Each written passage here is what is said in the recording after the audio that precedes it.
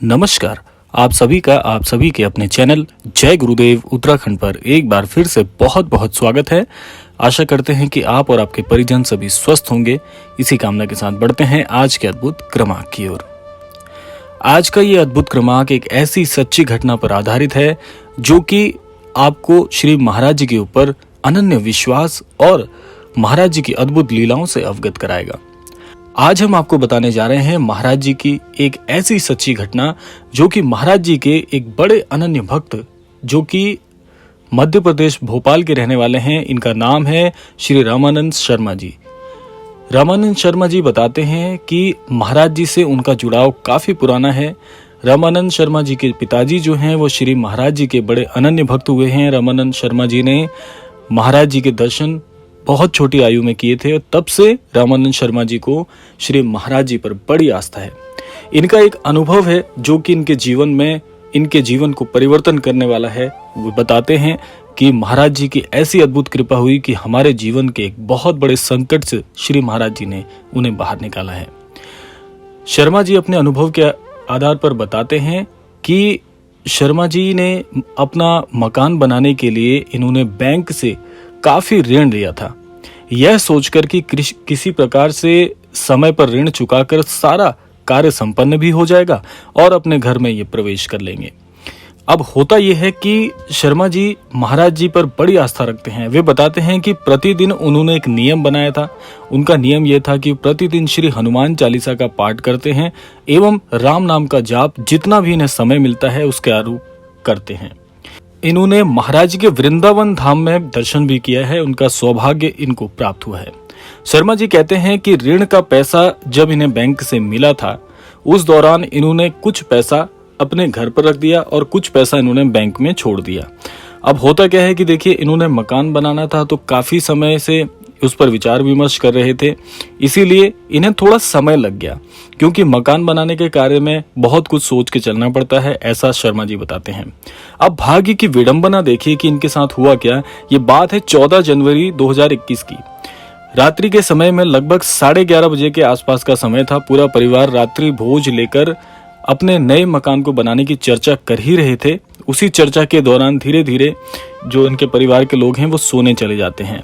अब होता क्या है कि जैसे ही परिवार गहरी नींद में सो जाता है, शर्मा जी बताते हैं कि इनके घर पर चोरों का प्रवेश हो जाता है और मकान के लिए इन्होंने लगभग 22 लाख रुपए जो कि अपने घर स्थान पर रखे थे, बताते हैं शर्मा जी, वो क्या हुआ कि चोरी हो गए और इन्हें पता चला प्रातः काल में। अब जब ये बात इन्हें प्रातः काल परिवार को पता चलती है तो मानो ऐसा लगता है कि जैसे पैरों तले से जमीन खिसक गई।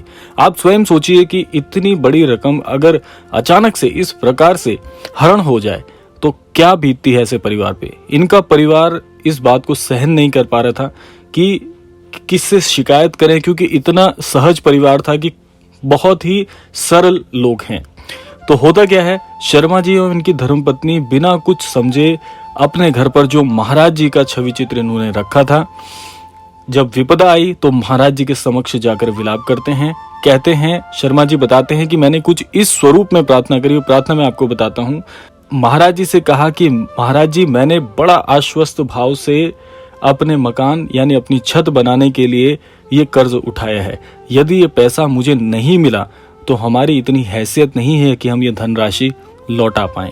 हमारे लिए तो ये बहुत अनर्थ की बात है। हमारा पूरा परिवार अपनी जीवन लीला समाप्त कर लेंगे। ये शर्मा जी के वाक्य हैं जो कि बताते हैं ऐसी प्रार्थना करने के पश्चात पूरा परिवार शोक संतप्त हो जाता है। आप सभी जानते हैं, अनुभव कर पा रहे होंगे कि इतनी बड़ी रकम अगर किसी प्रकार से हरण हो जाए तो इंसान बहुत टूट जाता है। तो ऐसी ही कुछ दशा इनके परिवार की भी हो रही थी।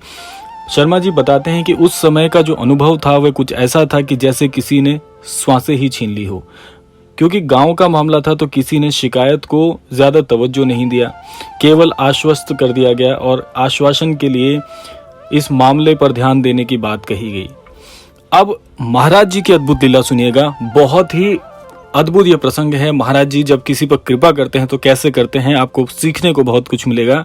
अब होता क्या है कि महाराज जी की लीला यहाँ से प्रारंभ होती है। शर्मा जी कहते हैं कि उन्होंने उस दिन भी अपना जो नियम था वो नहीं तोड़ा। देखिए कितनी अद्भुत भक्ति है कि इतना बड़ा प्रहार हुआ है जीवन पर, फिर भी उन्होंने अपना नियम निभाया। शर्मा जी कहते हैं कि मैंने अपना नित्य जो हनुमान चालीसा का पाठ होता है, राम नाम का जो जाप होता है, उसको नियमित उसका नियम निभाया और संध्या आरती के बाद बहुत रूखे मन से रात्रि का भोज किया, क्योंकि परिवार बहुत शोक संतप्त था। अब हुआ ये कि भोज के बाद पूरा परिवार बहुत परेशान हो गया और यही वार्ता करने लगा कि अब पैसों का बंदोबस्त कैसे होगा, जीवन व्यतीत कैसे होगा, कैसे ये कर्ज चुकेगा। ऐसी वार्ता करने के बाद धीरे धीरे पूरा परिवार फिर से सो जाता है। अब प्रातः काल क्या होता है, देखिए प्रातः काल मानो शर्मा जी के जीवन की सबसे चमत्कारिक प्रातः होने वाली थी। सबसे चमत्कारिक ये सुबह थी उनके जीवन की। शर्मा जी बताते हैं कि जैसे ही वो उठते हैं, क्योंकि इनका नियम था, क्योंकि नियमबद्ध रहते थे, तो सबसे पहले शर्मा जी उठते थे। शर्मा जी बताते हैं कि उन्होंने घर के दरवाजे खोले और जो उन्होंने पैसे रखे थे वो दूसरा कक्ष था, जहाँ पर जो कि जिस कक्ष में सोते थे उससे अलग एक कक्ष था, तो जहाँ पर इनका मंदिर स्थान भी था।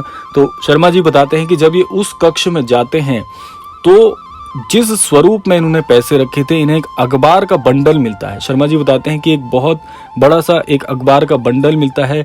जैसे ही उस बंडल को वो खोलते हैं, मानो आंखों को दृश्य पर यकीन ही नहीं हुआ। उनके चोरी हुए पूरे 22 लाख रुपए उसी स्वरूप में उन्हें प्राप्त हुए जैसे कि उन्होंने रखे थे, लेकिन फर्क इतना था कि जहां पर इन्होंने रखे थे वो खुले हुए पैसे थे, लेकिन इन्हें जो प्राप्त हुए एक अखबार के बंडल में प्राप्त हुए, उसी स्थान पर उन्हें पड़े मिले जहां से वो धनराशि चुराई गई थी। शर्मा जी बताते हैं कि उस समय ऐसा लगा जैसे किसी ने मृत शरीर को श्वास वापस लौटा दिया हो।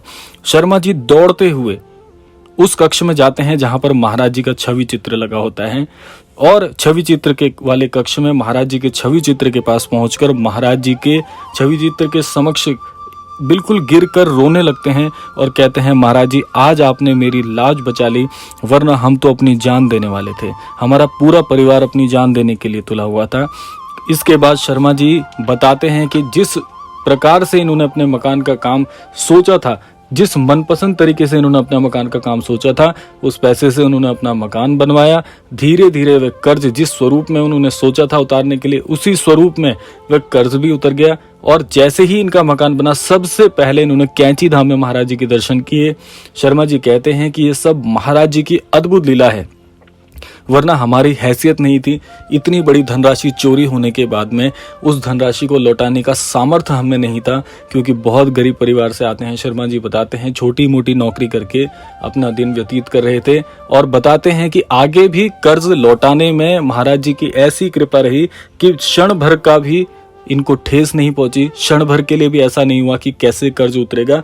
और बताते हैं शर्मा जी कि जिस स्वरूप में कर्ज उतरा हमें पता भी नहीं चला और हमारा आज अपना घर है और महाराज जी की अद्भुत कृपा हमारे परिवार पर आज भी उसी स्वरूप में बरसती है जैसा कि उन्होंने महाराज जी को सेवित किया है।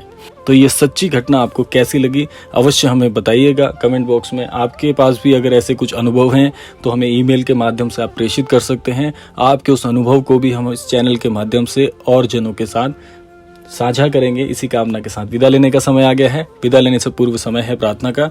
यही प्रार्थना मैं करना चाहूंगा कि श्री महाराज जी सभी को सद्बुद्धि प्रदान करें, सभी को सन्मति प्रदान करें, इस संपूर्ण सृष्टि का, इस संपूर्ण लोक का कल्याण हो। इसी कामना के साथ विदा लेते हैं। मिलते हैं अगले क्रमांक में। तब तक के लिए जय श्री राम, जय गुरुदेव, जय उत्तराखंड।